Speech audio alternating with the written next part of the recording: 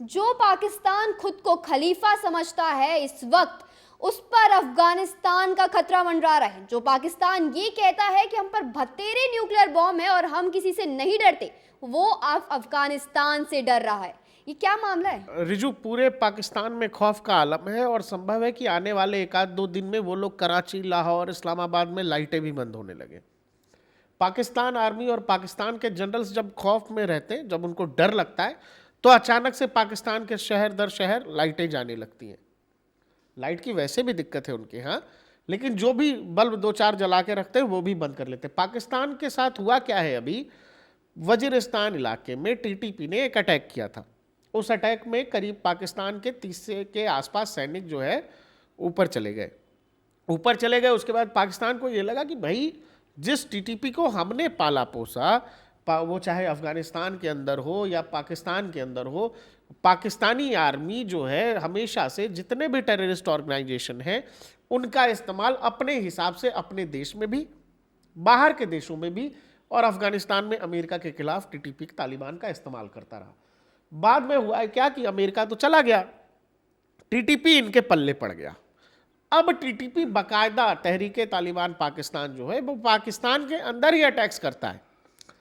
अब हुआ कि जब सैनिक, और उसमें बहुत सारे बलूच लोग शामिल हैं टीटीपी में, जो बलूचिस्तान की मुहिम चलाते हैं, जिनका मानना है कि भाई सिंध प्रांत, बलूचिस्तान का जो इलाका है वो पाकिस्तान से अलग देश होना चाहिए। आपको बहुत बड़े बलूच लीडर थे, वो लंदन शिफ्ट हो गए बाद में, बहुत पहले से। वो अलग मुहिम है, लेकिन बहुत सारे बलूचिस्तानी भी उसमें शामिल हैं। हुआ क्या कि 30 जवान शहीद हुए वहाँ पर। पाकिस्तान ने जोश में आकर के एयरफोर्स से एयर स्ट्राइक कर दी अफगानिस्तान बॉर्डर्स पर टीटीपी के इलाकों में। वहाँ 46 के आसपास अफगानियों की जान चली गई। उसके बाद से हुआ ये है कि बाकायदा एक तरह का डिक्लेयर कर दिया, तालिबान अफगानिस्तान में शासन में है।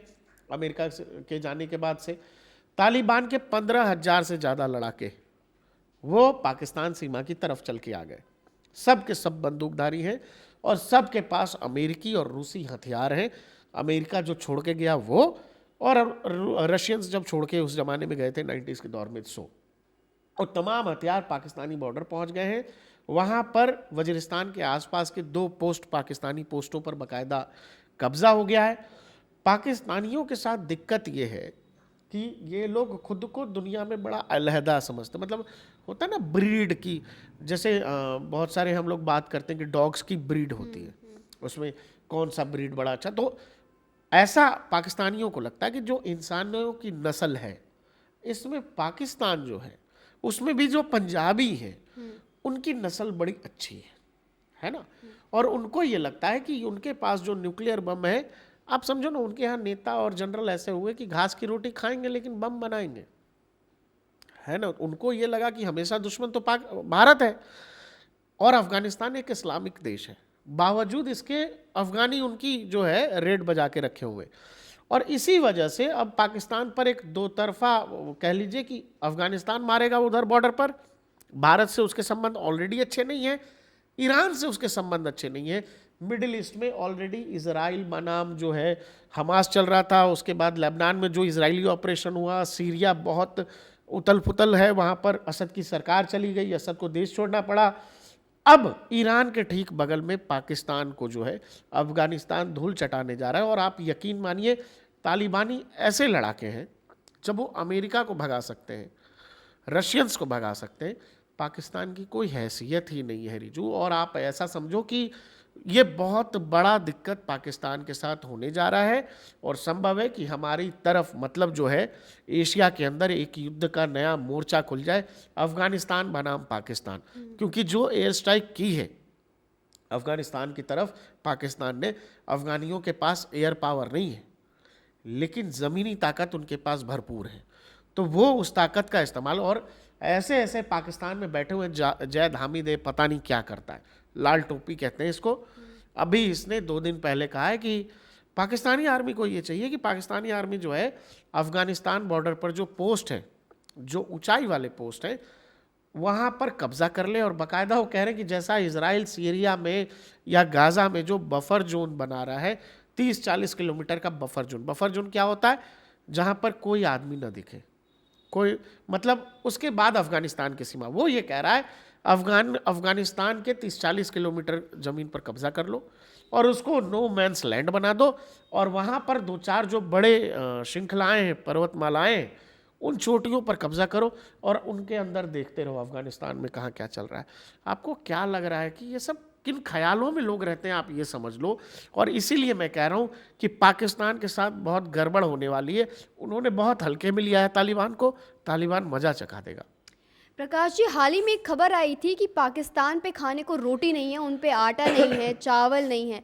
तो ये किस बात की लड़ाई है जो ये लड़ सकते हैं अफगानिस्तान से? देखिए, वहाँ का जो है ना पूरा मामला है कि पूरे पाकिस्तान की आबादी जो है, उस आबादी और जो संसाधन है, जैसे बलूचिस्तान हो गया, सिंध हो गया, वजीरिस्तान हो गया, उन इलाकों में पैसा मतलब ज़मीन के नीचे बहुत सारी चीज़ें हैं।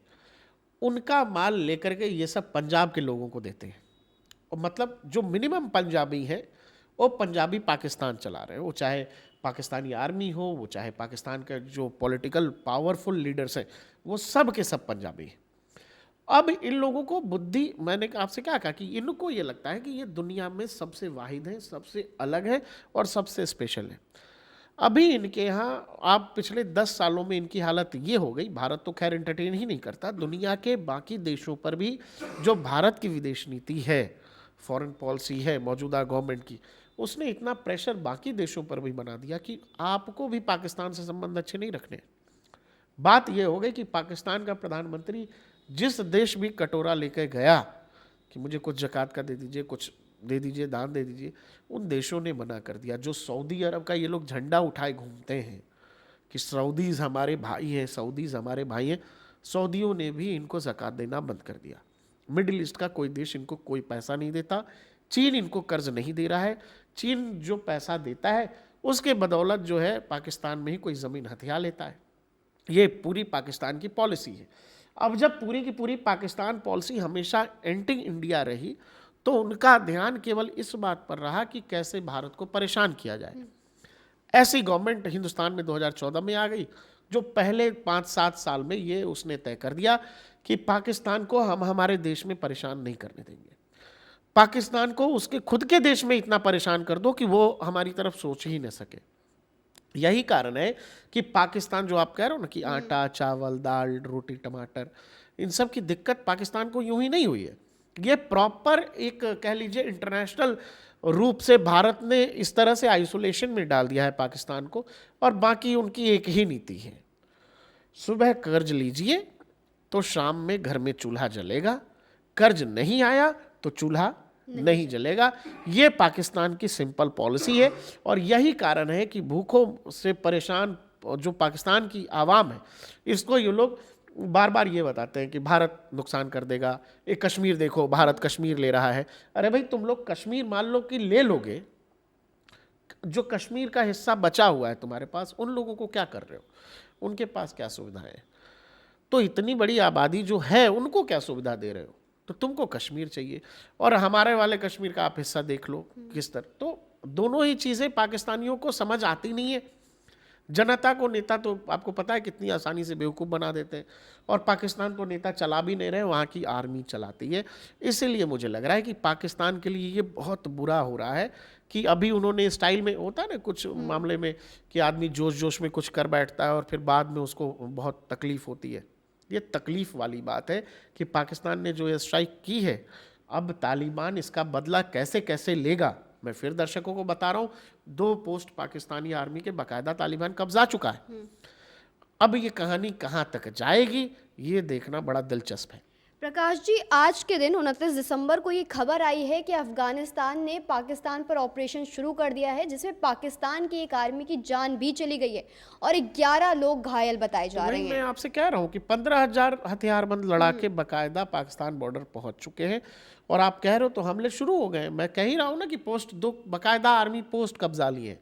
तो ये जैद हामिद टाइप के लाल टोपी को जो पूरा पाकिस्तान सुन सुन के खुश होता रहता है, आप लोगों को ये समझना पड़ेगा कि जैद हामिद नहीं जाएंगे लड़ने, वहाँ जाते हैं पाकिस्तानी फ़ौज के लोग।